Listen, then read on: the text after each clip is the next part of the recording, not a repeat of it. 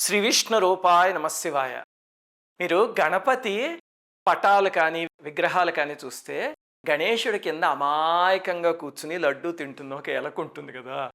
అది అంత అమాయకురాలు కాదమ్మో! దానికి 3 జన్మల చరిత్ర ఉంది. బీభత్సాన్ని సృష్టించేసింది. దేవతలెవరు తట్టుకోలేకపోయారు. గణేశ పురాణం అని ఒక పురాణం ఉంది. అందులో దాదాపు సగం పురాణం ఆ ఎలుక గురించే. కానీ ఆ గాథ అద్భుతంగా ఉంటుంది. ఒళ్ళు పులకించిపోతుంది. అదేమిటి అనేది ఈరోజు వీడియోలో చెప్పుకుందాం. మీకు గతంలో భండాసుర వధ చేశాను కదా! అలా ఉంటుంది వీడియో. కానీ ఇదొక 30 నిమిషాలు పడుతుంది. మ్యాగ్నమ్ ఓపస్ ఆఫ్ గణేష అని చెప్పుకోవచ్చు. అందుకని ఓపికగా చూడండి. మీరు మీ పిల్లలు చూస్తే ఎప్పుడూ వినని కథ అనిర్వచనీయమైన అనుభూతి కలుగుతుంది. దండకారణ్యంలో ఒక మహర్షి, ఆయన భార్య ఉండేవారు. వాళ్ళు చాలా సాత్వికమైన జీవన విధానాన్ని అవలంబించి దేవతార్చన చేసుకుంటూ ఇద్దరు చక్కగా ఉండేవారు. వాళ్ళు ఏం చేసేవారంటే వాళ్ళ ఆశ్రమానికి పక్కనే ఒక పెద్ద పొలంలో ధాన్యాన్ని పండించేవారు. పండించి ఆ వచ్చిన దాంతో అతిథులందరినీ సేవిస్తూ ఆ మార్గంలో వెళ్ళే మహర్షుల్ని వాళ్ళందరినీ ఆదరిస్తూ చూసుకునేవారు.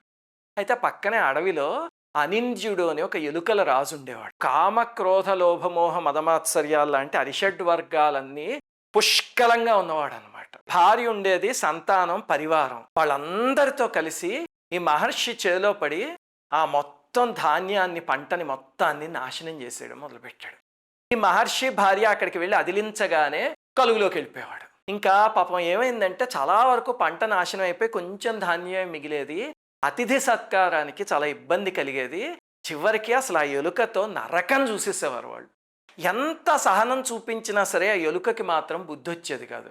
ఆ భార్య అనేది ఏమండి విషం పెడదామా ఈ ఎలుకకి అని అంటే, వద్దు, అది మహాపాపం, దాని పని చేసుకుంటూ పోతోంది, పోనీలే అని పాప ఆ మహర్షి ఆయన వారించేవాడు. భార్య అనేది పోనీ పిల్లిని పెంచుకుందామండి అని.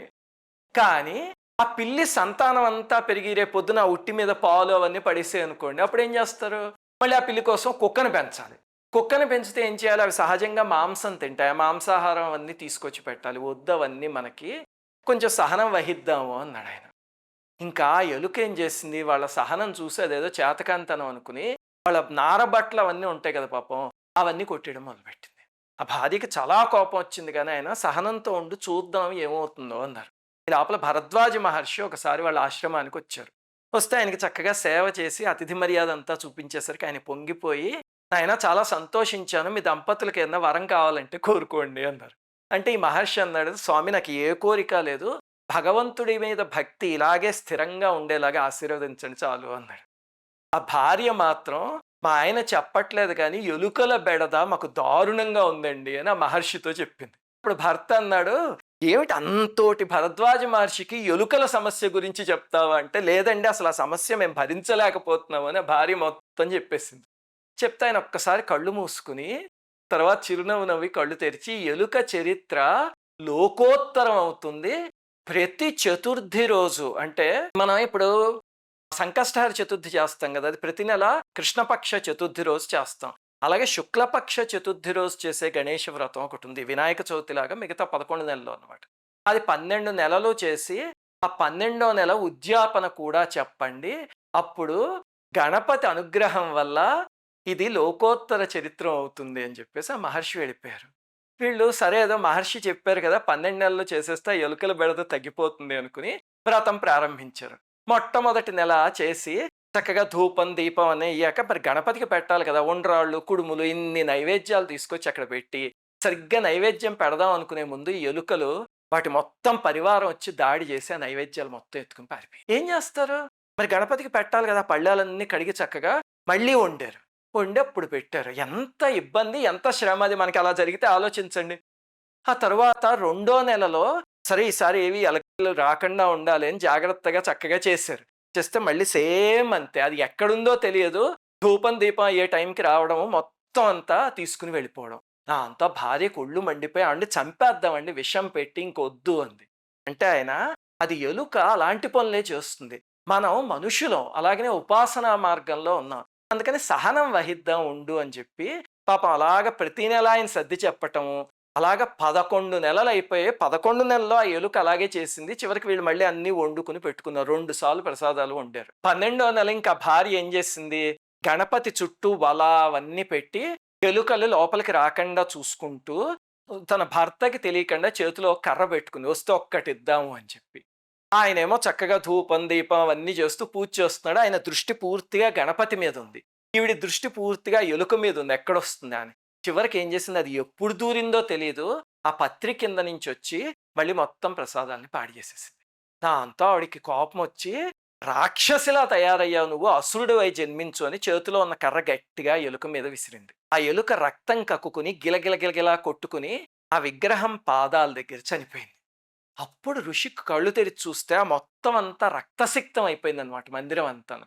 దాంతో ఆయన కోపం వచ్చి, ఎంత ఘోరమైన పని చేసావు, పూజ చేస్తున్నప్పుడు దృష్టి ఎలుక మీద ఉంటుందా, గణపతి మీద ఉంటుందా, కర్ర తీసుకుని వస్తావా పూజకి, ఇలాంటి పనులు చేస్తావా, నువ్వు పూజించే గణపతి ఆ ఎలుకలో లేడా, ఆ మాత్రం సహనం వహించలేవా, నువ్వు ఆ ఎలుకని అన్నావు కదా రాక్షసుడివై జన్మిస్తావని, నువ్వు కూడా వచ్చే జన్మలో ఆ రాక్షసుడి చెరలోనే పడతావు అని చెప్పి ఆయన శపించాడు.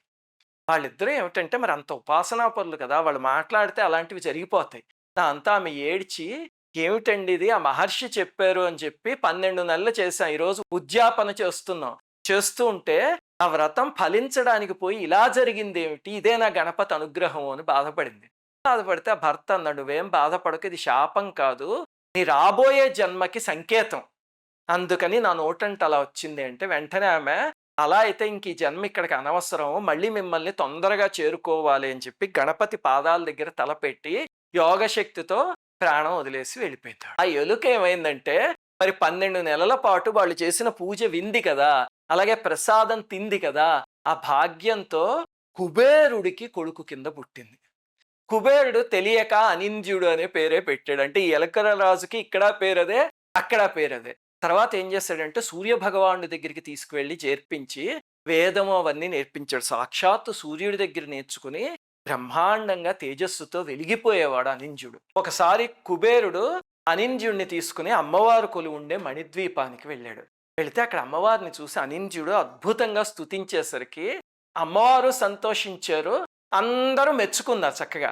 ఈ లోపల ఏమైంది, ఆ సభలోకి ఒక అపూర్వమైన అందం ఉన్న ఒక అమ్మాయి వచ్చింది. తన పేరు చిత్రాంగి, గంధర్వరాజు కూతురు అనమాట. అమ్మవారు ఇతనితో ఏదో మాట్లాడుతూ ఉంటే ఈ అనింద్యుడు ఏం చేశాడు, పక్కకి తిరిగి ఆ అమ్మాయిని చూసి, అబ్బా ఏమి సౌందర్యం రా అనుకున్నాడు. ఇంకా మోహంలో పడిపోయి తను ఉన్నది మణిద్వీపము, అమ్మవారి సన్నిధి అని కూడా మర్చిపోయి కామభావనతో అమ్మాయిని చూసి కనుగిట్టాడు.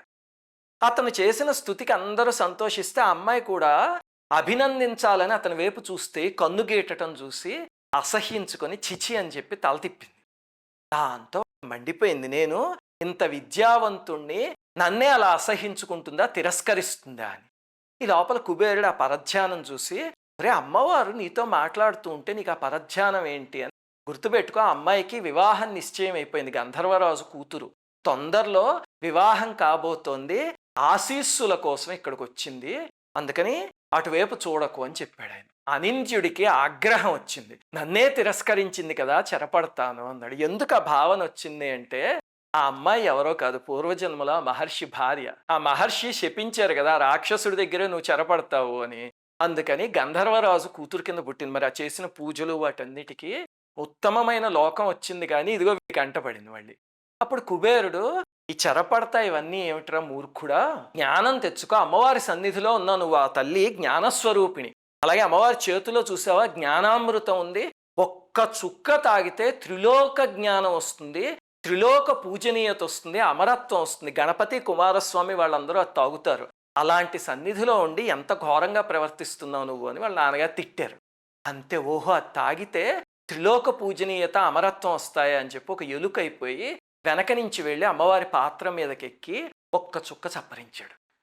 అది పూర్వజన్మ వాసన, మరి ఆ జన్మలో ఎలుక కదా, అందుకని ఎలుక అయ్యాడు. ఈ లోపల చిత్రాంగ చూసి గట్టిగా అరిచింది, అదిగో ఎలుకొచ్చింది అని.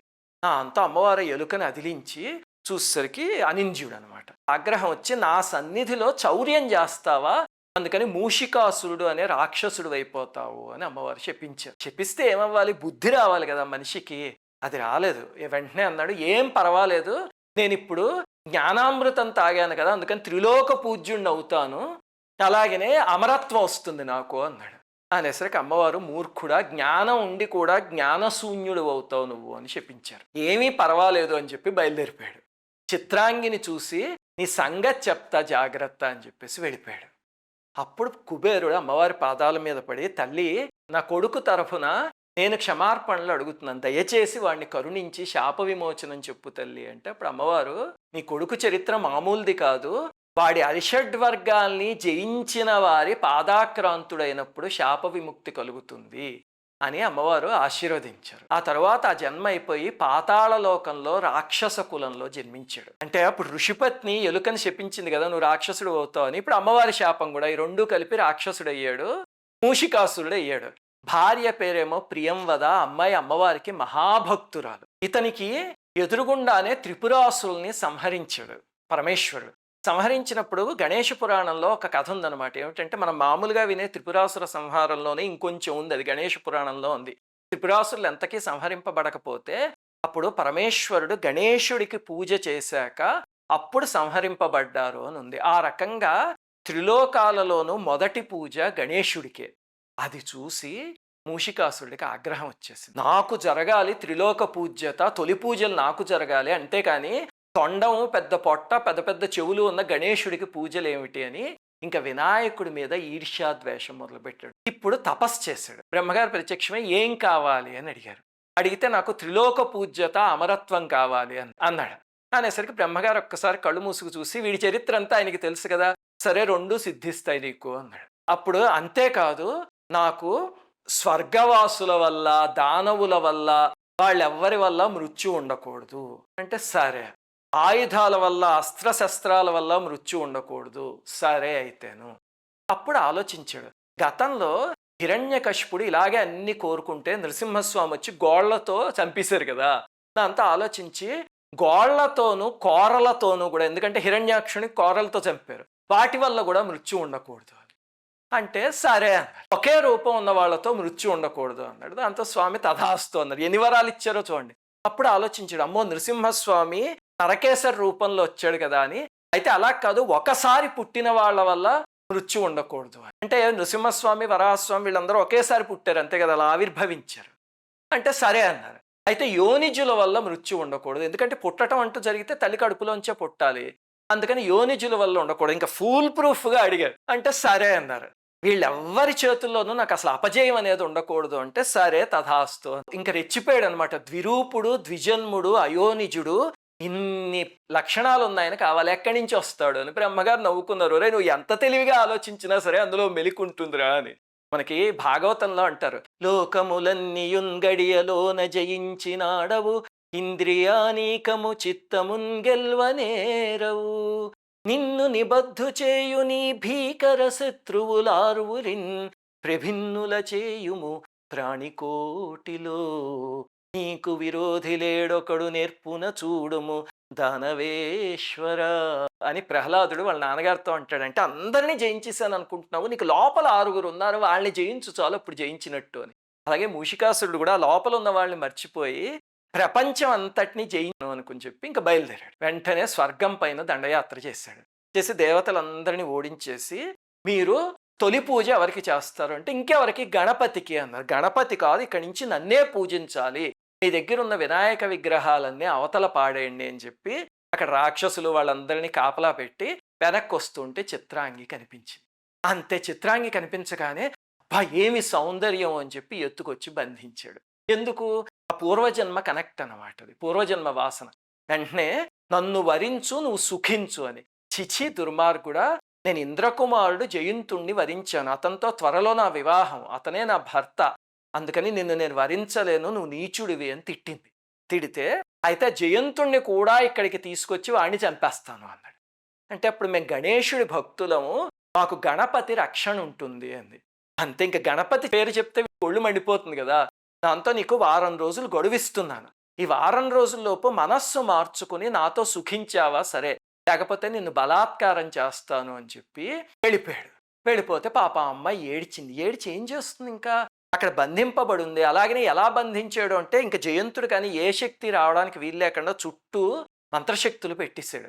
ఇంక ఎటూ కదలలేని స్థితిలో అమ్మాయి ఇంకా గణపతి ఉపాసన చేయడం మొదలుపెట్టింది. 1 వారం రోజులు సమయం ఉంది.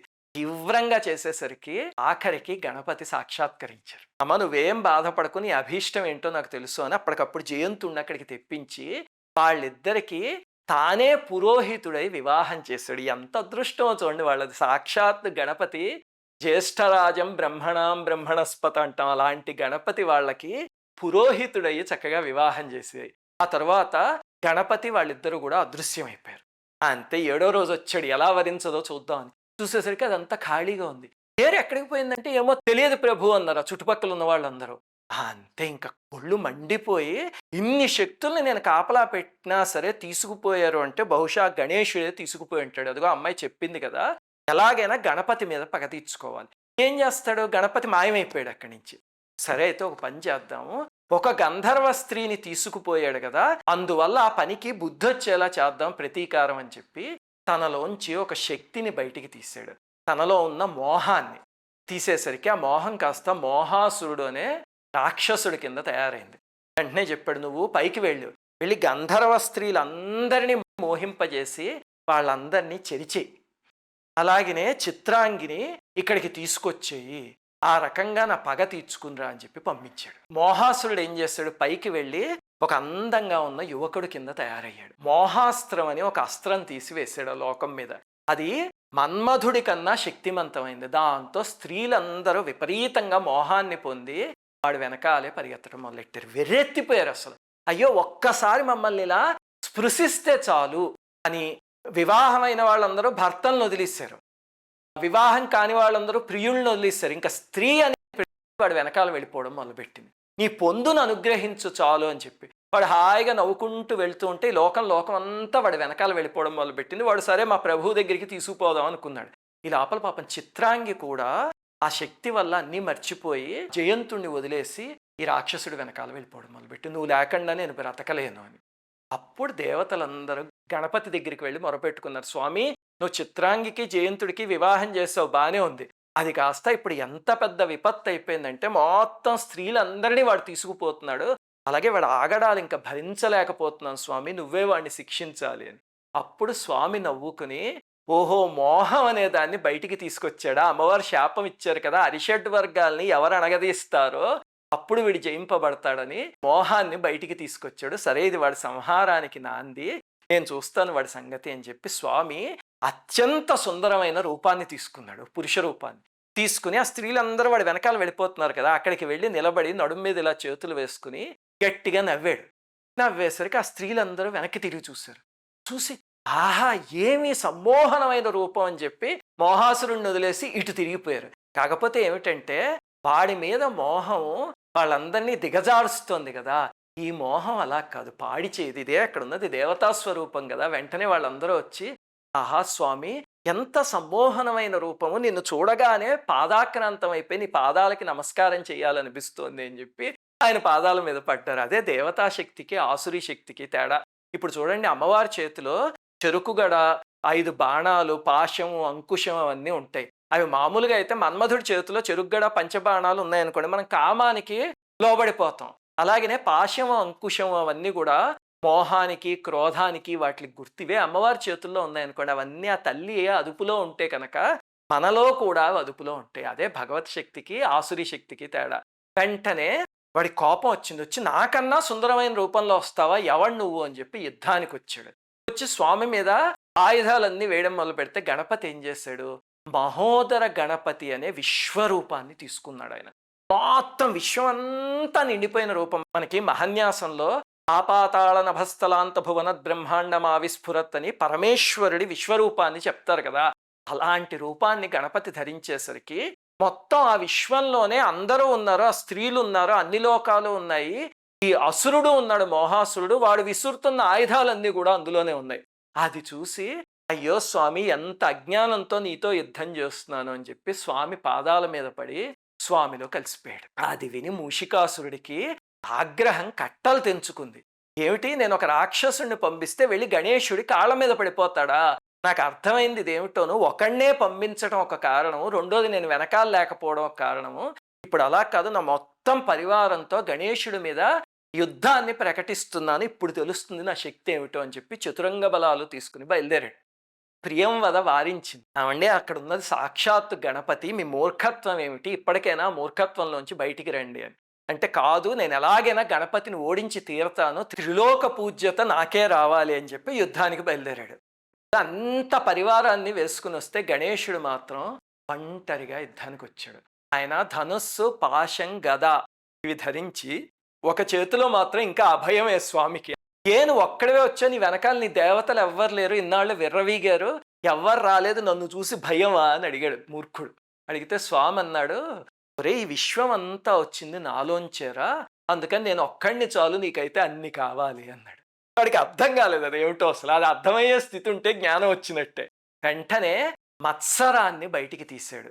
ఆ అరిషడ్ వర్గాల్లో ఇంకా 5 మిగిలి ఉన్నాయి కదా, అది మత్సరాసురుడు అనే రూపంలో బయటికి వచ్చి తర్వాత ఏం చేసిందంటే అవతల పక్క ఉన్నది గణపతి స్వరూపం, అంటే ఏనుగు కదా, వెంటనే సింహం ఆకారం తీసుకుంది. ఆ సింహం అలా ఆకాశమంతా పెరిగి చాలా విచిత్రమైన స్వరూపంతో నోట్లోంచి మంటలు వచ్చి అప్పుడు ఏనుగు మీద పడ్డానికి ప్రయత్నించింది. స్వామికి ఏం లెక్క, వెంటనే తొండాన్ని పెద్దగా పెంచి అంత పెద్ద సింహాన్ని తొండంతో చుట్టి గిరగిర గిరగిర గిరగిర తిప్పటం మొదలుపెట్టాడు. అంతే ఇంకా తట్టుకోలేక బాబోయ్ వద్దు వద్దు అంటుంటే టపా టపా వేసి కొట్టేసరికి దాంతో స్వామి దాసుణ్ణి నన్ను రక్షించు, నా అహంకారం తీరింది అని చెప్తే అప్పుడు వదిలేడు గణపతి. వదిలేసరికి ఆ సింహం స్వామి పాదాల దగ్గరికి వచ్చి కూర్చుని, స్వామి నా అహంకారం మొత్తం వదిలిపోయింది, నన్ను క్షమించు, నన్ను నీ వాహనం కింద స్వీకరించు అని అడిగింది. సరే అని చెప్పి స్వామి ఆ సింహం మీద కూర్చున్నాడు. అదే సింహవాహన గణపతి అనే ఇంకో స్వరూపం మనకి కొన్ని చోట్ల కనిపిస్తూ ఉంటుంది. ముఖ్యంగా కర్ణాటకలో ప్రతి ఇంటికి ముందు కన్ను దృష్టి గణపతి అని గణపతి బొమ్మ పెడతారు. పెద్ద పెద్ద కళ్ళున్న గణపతి, వెనకాల సింహం ఉంటుంది. చాలామంది అదేమిటి ఎలుక లేకుండా సింహం ఉంది అనుకుంటారు కదా, అది సింహవాహన గణపతి స్వరూపం గణేష పురాణంలో చెప్పబడింది. అది ఎందుకు పెడతారు అంటే అది ద్వేషానికి గుర్తు కదా, మరి మత్సరాసురుడు కదా, ఎవరైనా ఇంట్లోకి ప్రవేశిస్తూ ఉంటే దృష్టి అవన్నీ పెట్టేది ఎందుకు, ద్వేషం కోసమే కదా, అంతే కదా. అలాంటి ఆసురీ శక్తుల్ని మనం ఏం చేయక్కర్లేదు, ఇటువంటి దేవతా శక్తులు చూసుకుంటే, అందుకే పెడుతూ ఉంటారు. సరే ఆ తర్వాత ఏం చేశాడు, మత్సరం ఓడిపోయింది. ఇప్పుడు మదాన్ని బయటికి తీసి మదాసురుడు అనే స్వరూపాన్ని స్వామి మీదకి పంపించాడు. ఆ మదం స్వామి మీదకి రాబోతుంటే ఈసారి స్వామి ఏం చేయలేదంతే, ఈ సింహం ఉంది కదా అదే ఎగిరి వెళ్ళి దాని మెడని పట్టుకుంది. ఎందుకు సింహం వెళ్ళింది అంటే గుర్తుపెట్టుకోండి, ఇప్పుడు మదమత్సరాలు అనేవి ట్విన్స్, ఆ రెండు కలిసే ఉంటాయి. మరి ఇప్పుడు మదం వచ్చింది కదా, ఇందాక మత్సరానికి తెలుసు కదా దీని వీక్ పాయింట్ ఏమిటో, వెళ్ళి దాన్ని పీక పట్టుకుని అంతే దాన్ని లాగి లాగి తీసుకొచ్చి గణపతి పాదాల దగ్గర పడేస్తే గణపతి ఆ రాక్షసుడు గుండెల పైన కాలు పెట్టాడు. వాడు ఇంకా లేవలేక గిలగిలా కొట్టుకుని, స్వామి శరణు శరణు, నన్ను ఇలాగే ఈ స్థానంలోనే నీ పాదపీఠం అయిపోయేలా అనుగ్రహించు అంటే తథాస్తు అన్నాడు. అప్పుడు గణపతి పాదాల దగ్గర పాదపీఠం అయిపోయాడు. చూడండి, గణపతి బొమ్మలు చూస్తే మనం ఏదో పాదపీఠం ఉంటే అదేదో చెక్కతో తయారు చేసిన పీఠ అనుకుంటాం, కాదు, ఇవన్నీ కూడా శక్తులే. ఆయన పాదాల దగ్గర ఉండిపోయాడు. వీడికి ఇంకా కోపం వచ్చేసింది. అప్పటికైనా తెలుసుకోవాలి కదా, తెలుసుకోకుండా ఏం చేశాడు, ఈసారి ఒక్కొక్క రాక్షసుడిని పంపితే పని అవ్వట్లేదని చెప్పి క్రోధము లోభము ఇద్దరిని కలిపి పంపించాడు. పంపిస్తే స్వామి ఏమీ లేదు, ఒక్క చూపు చూశాడంతే. ఆయన నేత్రాలు సూర్యుడు చంద్రుడు కదా, వెంటనే ఆ శక్తులకి అవి రెండు మాడిపోయి జ్యోతుల్లాగా ఆయన నేత్రాల్లోనే కలిసి అయిపోయింది. ఇంకా అరిషడ్ వర్గాల్లో ఏం మిగిలింది, కామం ఒక్కటి మిగిలింది. అలాగనే మనవాడు కూడా ఏమిటంటే పూర్వజన్మలో అయితే అరిషడ్ వర్గాలు ఉండేవి, ఇప్పుడు వాటితో పాటు ఇంకొక 2 దుర్గుణాలని తెచ్చుకున్నాడు. వాటినే అష్టదుర్గుణాలు అంటారు. అరిషడ్ వర్గాలకి అభిమానము మమత ఈ 2 కూడా తోడైతే వాటిని అష్టదుర్గుణాలు అంటారు. వెంటనే ఏం చేశాడు, కామాసురుణ్ణి అభిమానాసురుణ్ణి స్వామి మీదకు వదిలాడు. కామాసురుడు ఏం చేశాడంటే నెమలి రూపంలో వచ్చాడు. వచ్చి ఆ పురి విప్పి ఇలా నాట్యం ఆడడం మొదలుపెట్టేసరికి ఆ కామపు వీచికలతో ఆ పైలోకాల్లో ఉన్న వాళ్ళందరూ ఆకర్షింపబడి అక్కడికి వచ్చేసారు. అప్పటిదాకా యుద్ధం చూస్తున్న వాళ్ళు కూడా అది మర్చిపోయి కామానికి లోనయ్యారు. అందుకే చూడండి, నెమలి కూడా ఇంకొక నెమల్ని అట్రాక్ట్ చేయడానికి అలా పురివిప్పు ఆడుతుంది, అంతే కదా. దాంతో అందరికీ కామం వచ్చేసింది, కానీ ఒక్కళ్ళకి మాత్రం రాలే. ఎవరు, మనం ప్రతిరోజు అష్టోత్తరంలో ఏం చదువుతాం, బ్రహ్మచారిణే నమః, బ్రహ్మరూపిణే నమః, బ్రహ్మ విద్యాది దానభువే నమః అని చదువుతాం కదా. ఆయన అస్ఖలిత బ్రహ్మచారి. ఈ కామం తుచ్చమైంది, ఆయన్ని ఏం చేయగలదు.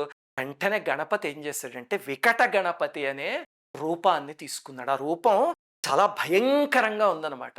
సామాన్యంగా చూడండి, కామానికిను వికటంగా ఉన్న రూపానికి చుక్కెదురు. చూడండి, ఎప్పుడైనా చాలా భయంకరమైన రూపం ఏదైనా చూస్తే వెంటనే ఆ మనసులో ఉన్న కామం అనేది పోతుంది. అలా గణపతి రూపం చూడగానే అందరికీ ఆ కామం పోయి ఆ రాక్షసుడికి కూడా చివరికి జ్ఞానోదయం అయ్యి, స్వామి నన్ను క్షమించు, నేను మయూర రూపంలో వచ్చాను కదా, దీన్నే నువ్వు వాహనం కింద తీసుకొని మయూర వాహనం కింద అయ్యాడు. అందుకే స్వామివి కొన్ని స్వరూపాలు చూస్తే కనుక మయూర వాహనం మీద ఉంటాయి కదా. మనం అనుకుంటే ఇదేమిటండి కుమారస్వామి ఉండాలి కదా, గణపతి బొమ్మ తప్పు గీసారేమో అని. తప్పు కాదు, అది పురాణంలో ఉంది, ఇక్కడి నుంచి వచ్చింది ఆ మయూర వాహనం. ఆ స్వరూపాన్ని స్మరిస్తే కనుక అధర్మమైన కామం పోతుంది అని పురాణంలో చెప్పారు. ఆ తరువాత ఈ రాక్షసుడు కూడా పోయాడు కదా, ఇంకా అభిమానాసురుడు ఉన్నాడు.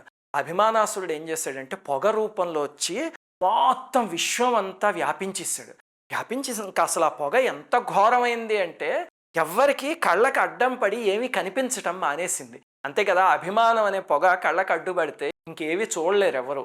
దాంతో దేవతలందరూ అల్లకల్లోలం అయిపోయి చూడలేక గట్టిగా ఎలుగెత్తి స్వామి రక్షించు అని గట్టిగా అరిచారు. స్వామిని ఆ పొగ ఏం చేయగలదు? వెంటనే స్వామి తొండాన్ని చాపి ఆ పొగ మొత్తాన్ని తన లోపలికి పీల్చేసుకుంది. అంత పొగ లోపలికి వెళ్ళేసరికి మరి అదంతా ధూమం కదా, దాంతో స్వామి ధూమ్రవర్ణంలోకి వచ్చేసాడు, అంటే పొగ రంగులోకి.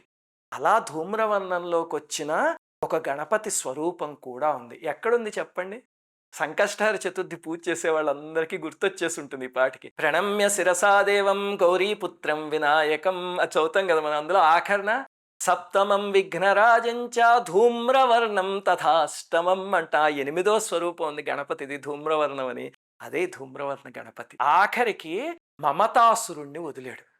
అంటే అరిషడ్ వర్గాలే కాకుండా చెప్పాను కదా, అభిమానం మమత అది ఉన్నాయి కదా, అది చాలా పెద్ద సర్పం రూపంలో వచ్చి ఇంకా విషాన్ని వెదజల్లడం మొదలైంది. ఆ విషాగ్ని జ్వాలలు అసలు ఎంత పెద్ద సర్పమో దేవతలందరూ అల్లకల్లోలం అయిపోయారు. అప్పుడు గణపతి విఘ్నరాజ గణపతి అనే ఒక అపూర్వమైన స్వరూపాన్ని తీసుకుని ఆయన కూడా ఆకాశం అంత ఎత్తుకి ఎదిగిపోయి వెంటనే తొండంతో ఆ విషం మొత్తాన్ని లోపలికి తీసేసుకున్నాడు. అలా ఎలా తీసుకుంటాడండి అంటే, మరి వాళ్ళ నాన్నగారు చేయలేదు, ఆయన కుమారుడే కదా, అదే పోలికి వస్తుంది. మొత్తం పీల్చేసరికి ఆ విషంతో పాటు ఆ సర్పం కూడా మమతాసురుడు తొండంలోకి వెళ్ళి చిక్కుపోయాడు. అప్పుడు స్వామి తొండాన్ని అటు ఇటు ఆడించేసరికి ఇంకా వాడికి ఏం చేయాలో తెలియక స్వామి శరణు శరణు నన్ను రక్షించు అంటే అప్పుడు వదిలితే కాళ్ళ దగ్గర పడ్డాడు. పడి స్వామి నన్ను కూడా వాహనం కింద స్వీకరించు, మా వాళ్ళందరినీ స్వీకరించావు కదా అంటే సరే అన్నాడు స్వామి. అప్పుడు స్వామి సర్పవాహనుడయ్యాడు. మీరు కొన్ని గణపతి మూర్తుల్లోనూ పటాల్లోనూ చూస్తే సర్పం మీద కూర్చున్నట్టు పైన పడగలు ఉన్నట్టు ఉంటాయి. ఊరికే ఏదో తయారు చేశారండి అనుకుంటారు. కాదు, సర్పవాహనుడు అనేది పురాణంలో కూడా ఉంది. కానీ విచిత్రం ఏమిటో చూడండి, ఇందాక నెమలి వాహనం ఉంది, ఇప్పుడు సర్పం ఉంది. రెండు పక్కపక్కనే ఉన్నాయి కానీ దెబ్బలాడుకోకుండా కలిసి ఉంటాయి. ఎలా ఉంటాయి అంటే ఇక్కడ అరిషడ్ వర్గాలు ఏం పనిచేయవు, భగవంతుడి పాదాల దగ్గర కదా. దాంతో అన్ని శక్తులు పోయి మూషికాసురుడు ఒక్కడే మిగిలాడు. ఇప్పటికైనా బుద్ధి రావాలి కదా, రాలే. ఏమన్నాడు? నన్నేమీ చేయలేవు నువ్వు, ఎందుకంటే నా వరాలు ఏమిటనుకుంటున్నావు?